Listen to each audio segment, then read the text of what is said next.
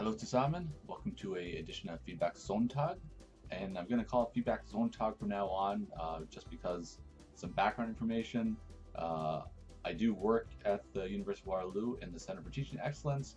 I have a new role now there, and whereas before Fridays was a good time to record one of these feedback Feiertags, it doesn't make sense anymore. So it's something I have to do on the weekend, and it makes most sense to do it on Sonntag on Sunday, after I had a chance to look through all your stuff and make some feedback and comments. So we'll call it Feedback Sonntag.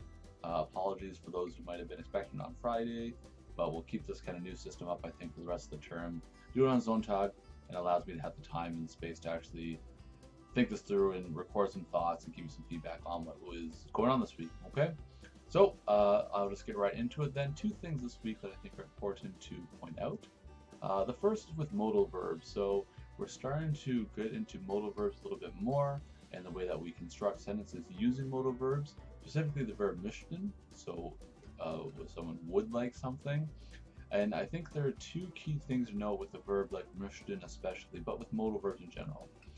And the first is that, so yes, A, they need to have another verb to go with them, a verb that is in the infinitive that goes to the end of the sentence, all right?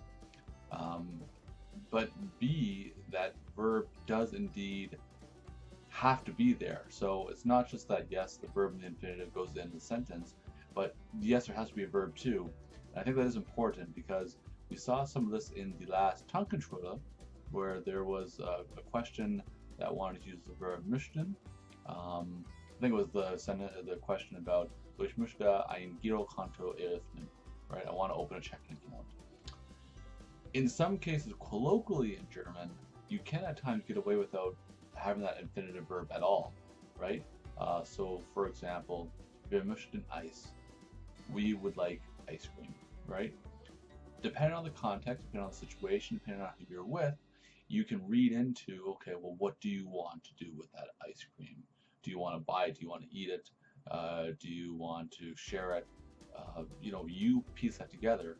So it can indeed work, but more importantly for our case in German 101, we want to see that second verb. So yes, at times it sound right, it might be absolutely correct. Let's make sure that we have that verb in the infinitive that is at the end of the sentence, just so that we can piece together everything and make sure that yes, you do know exactly what you're trying to say, right? So a good example of this is, möchte Kuchen essen. So we have the möchten in there, and then and the möchten is conjugated according to the pronoun, möchte. Then we have our object in there, Kuchen. Then we have our verb in the infinitive essen at the end. So yeah, just make sure that you conjugate möchten according to the pronoun, according to the subject, and then you have your second verb in the infinitive at the end of the sentence. All right. And again, that applies for any modal verb, and you'll encounter more as we go along. The second piece is then about the accusative case, and for the accusative case, sentences need. So if we think about sentence construction in general, right? What do sentences need? Sentences need primarily two things. So they need a subject and a verb. All sentences need a subject and a verb to exist as sentences. Now, the next most likely element of a sentence to occur and to be there is then an object. So we have a sentence, a verb, and an object, or subject, a verb, and an object. So in a sentence, the subject does the action, the verb describes the action, and then the object itself has the action being done to him, her, it, them. So it's the recipient of the action. Now, many verbs that we'll encounter in German require the object to actually receive the accusative case and to have the article then in the accusative case. So verbs such as haben, lesen, trinken, essen, many other verbs require any object that follows that verb to be in the accusative case. So for example, wir lesen den Brief. It's typically der Brief, but we're using lesen, so we're saying we are reading the letter. So wir, that's the subject, lesen is the verb, der Brief is the object, but because it's in the accusative case then, because in the sentence as the object, with lesen it needs to be in the accusative case. So wir lesen den Brief. Another example, wir trinken den Kaffee. So again, wir is the subject, trinken is the verb, trinken as a verb requires the accusative case to be used. So therefore, der Kaffee typically has to then become den Kaffee.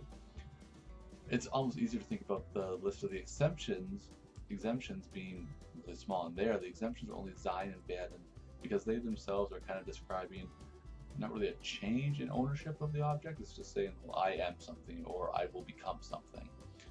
So there's no change and there's no recipient of the object or the verb. So for example, ist der Mann. The der Mann does not turn into den Mann in that case, simply ist der Mann. Okay? So more than anything, if you're ever in doubt and you're writing a sentence in German and you realize, okay, well, I have a subject, I have a verb, I have another thing in my sentence, it's probably going to be the accusative case. And again, in that case, if it's in the accusative case, recall then that the feminine form does not change, the neuter form does not change. The only form that changes is masculine. Der to den and ein to einen. Okay? So that about covers it for today. Yeah, all the best with getting your prototype controlled in by then tonight. And we'll see you next week. Okay, tschüss.